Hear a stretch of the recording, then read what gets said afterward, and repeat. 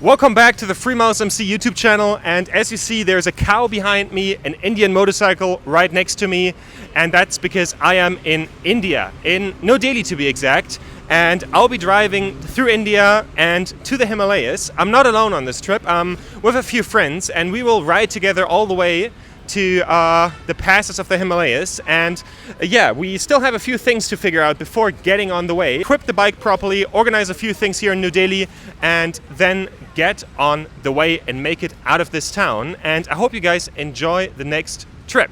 Before we continue, these kids asked me to rev the motorcycle, and if they ask, I have to do it.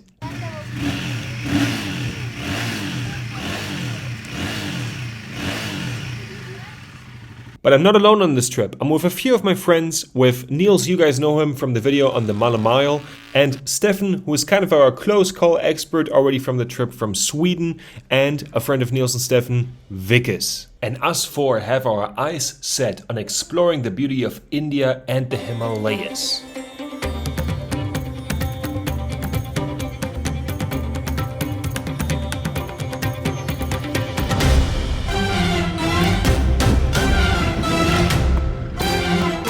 So let's get the bike packed, and that for the first time with proper soft luggage, which makes me really happy. Because one of the great advantages of this is the lower risk of injury when crashing off-road, because before that I only had hard cases, and that can sometimes be tricky.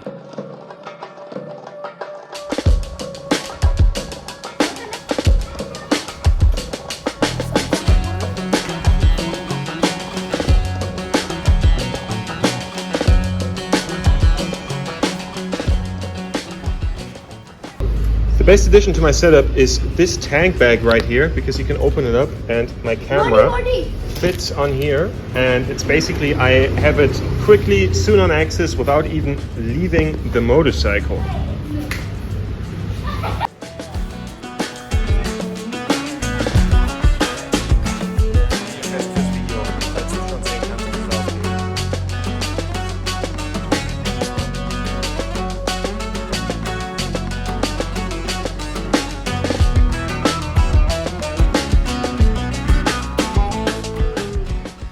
So the Himalayan 450 was ready for the trip. However, we still had to organize a few things around town that we had to take with us. So it was my first time getting with the bike into traffic. And traffic in India is just different, especially here in New Delhi, because New Delhi is one of the biggest cities in the world with around 30 million inhabitants. That it gets really busy and tight is not necessarily the problem, because we have that in Europe too, and when there's no space, there's no space. It doesn't matter if it's New Delhi or Paris.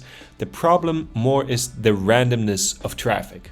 You often end up stuck because cars also lane split, blocking the road, and there are no proper road markers, and cars don't really obey to traffic lines at all, so you constantly are using your horn, but not as a sign of aggression, more to let people know you're there, like yelling behind a corner in a big restaurant kitchen.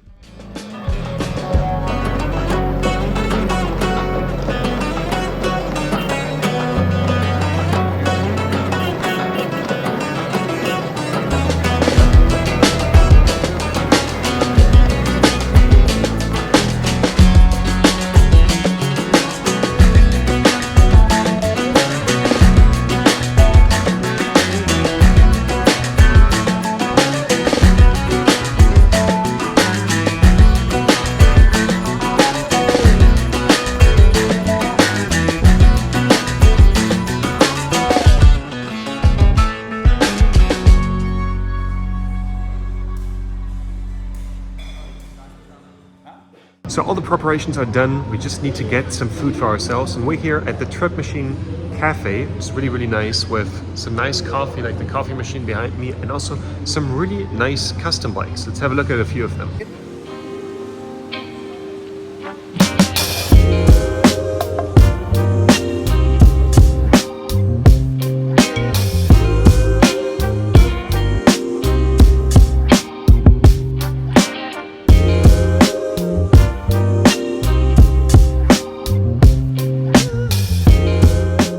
bikes and the leather motorcycle parts, and I actually have some of these leather parts on my motorcycles back home, so it's time to get back to the hotel.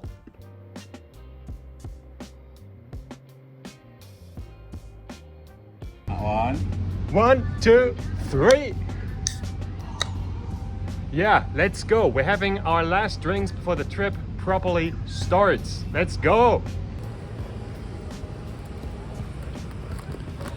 So I'm right now customizing my new helmet because we need the Senna communication system to communicate. We really need it for this trip and the helmet doesn't have room for it. So I'm going full Norman Bates Psycho on the thing with the screwdriver, and you already see some of the work over here. Yeah, and now let's get in here. Fucking get the pieces out. Not necessarily ideal because this helmet also was not cheap, but what needs to be done needs to be done.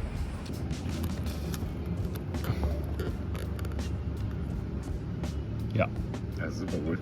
So I made it back to the hotel through this craziness that is the traffic in New Delhi, and I and my friends Neil, Stefan and Vikas will get going in 5 hours on our trip because we have to do a lot of riding to the Himalayas and it's really hot, and we try to get out of the craziness that is New Delhi as quick as possible. And one thing that's really helping us with getting out of this city is the sponsor of this trip, and that is Beeline. And I've been now using the Beeline navigation device here in India to kind of test how much it can take and how crazy the traffic and like everything, the road conditions can be where you still manage with this navigation device. And I just navigated myself through New Delhi for over 1.5 hours in the dark with zero issues with this thing. And if it works here, it works pretty much everywhere. It has a really nice like Google Maps style navigation where you can see the different roads and everything else is a bit blurry, and as a result you have a really good focus, and that is really nice. And it also does a beeping sound right before you need to make a turn, and it communicates with you clear and in time. That is not always the case with navigation systems, so it does that really, really well. And with having to look out for so many things, it's nice that it communicates so quickly and clearly in such a small package. Also, one thing that is really nice, I think after this trip I will be putting it on my FCR because you can nicely put this nice round shape next to analog gauges, and also it has a compass function, and also you have Bluetooth which works at the same time while communicating with like a communication device. So definitely check out the link in the description, and huge thanks to Beeline because in a way they saved the trip, because sometimes organizing financially and stuff is complicated, and they came in last minute and made this trip possible in some ways. So huge thanks to them.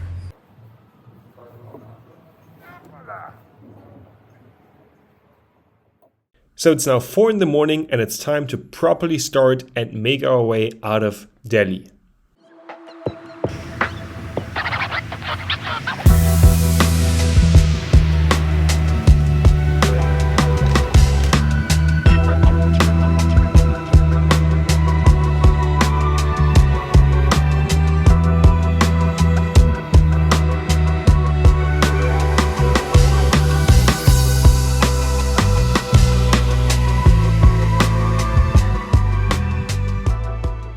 When we started this morning in Delhi, it was almost already 30 degrees, and then we got into this tunnel, and this tunnel was really hell. It felt like holding a blow dryer way too close to your skin. It was incredibly hot. One of the bikes was showing over 60 degrees.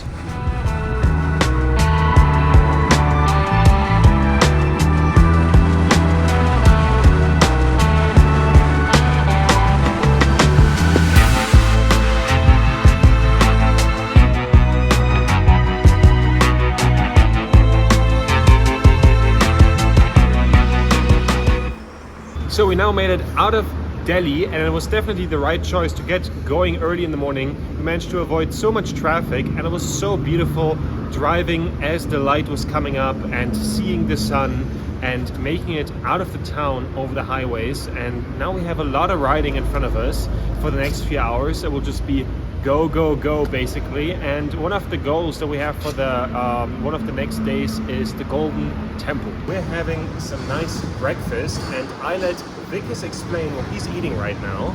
Yeah, Vikas, what is this nice delicious dish? So we're in the north section of India. It's called North India, but what I'm having is a South Indian cuisine. It's called a dosa. It's made of rice batter, and what you have with this, it's called a chutney, which is made out of coconut mix as such. It's quite fresh and healthy in the morning. So this is the breakfast for South Indians. Yeah. Really, really nice. I'm still waiting for mine to arrive. Can't wait to have it myself.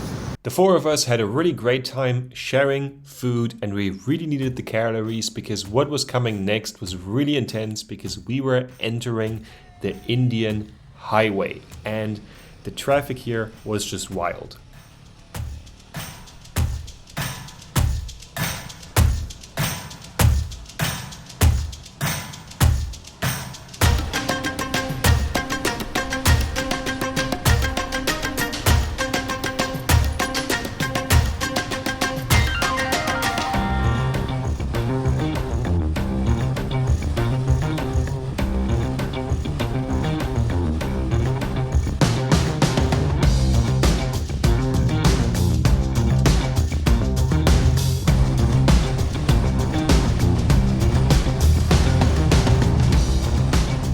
So we now have done already a bunch of kilometers and I have a bunch of dirt on my face from the road and it's really, really warm. So we're doing right now a little break here on the side of the highway.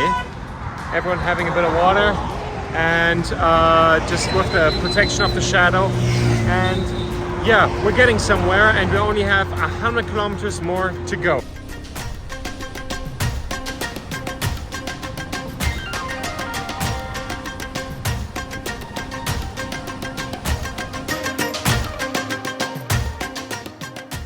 Impressions, National Highway 44. First impression, it's a bit like playing Crash Bandicoot on the PlayStation. You're just constantly switching between the three lanes, trying to see where there's room. And it's a bit exhausting for the brain, most likely, if we're going that far as we're going today. I think we're going, I don't know what, like 400 kilometers? And 400 kilometers constantly like switching lanes, getting so close to cars. That's taxing, but apart from that, it's pretty nice, and we managed to make good kilometers and pretty good.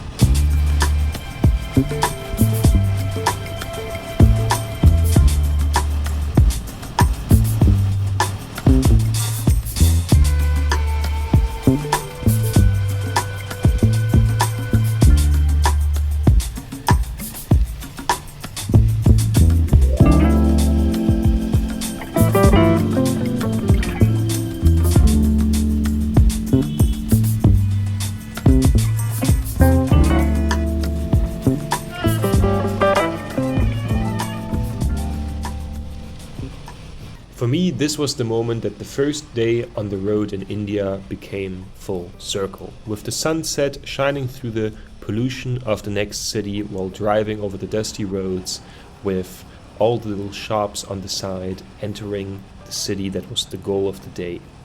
And with that we arrived in Amritsar in the Indian state of Punjab, and this city is home to one of the big spiritual sides of Sikhism, and that is the Golden Temple, which we will later actually have a look at.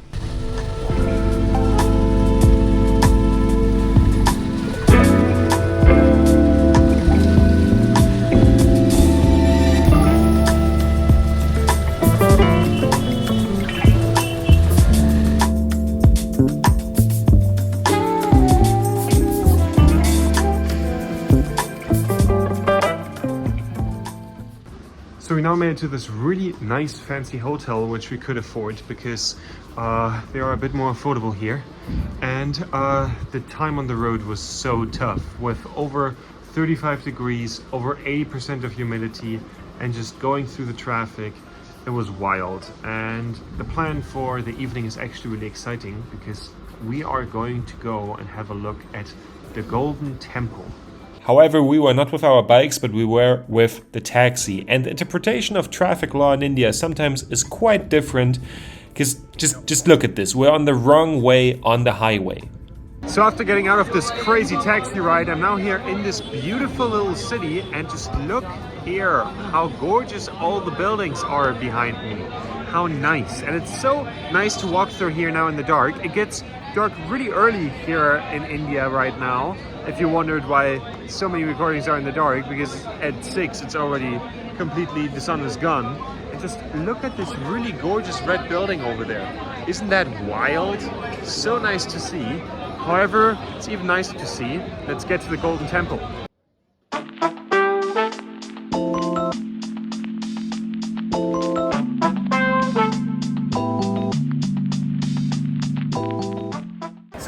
have something on my head. That's because we are going to enter now the Golden Temple. And for that, we have to take our shoes and socks off. That's what we're doing here. And pretty cool, they have free service here when handing them in. And you can hear prayer songs all around it from the speakers, and it's allowed for people who are on pilgrimage to sleep there for 3 days, and simple food is served, and any filming that's closer than this is not allowed.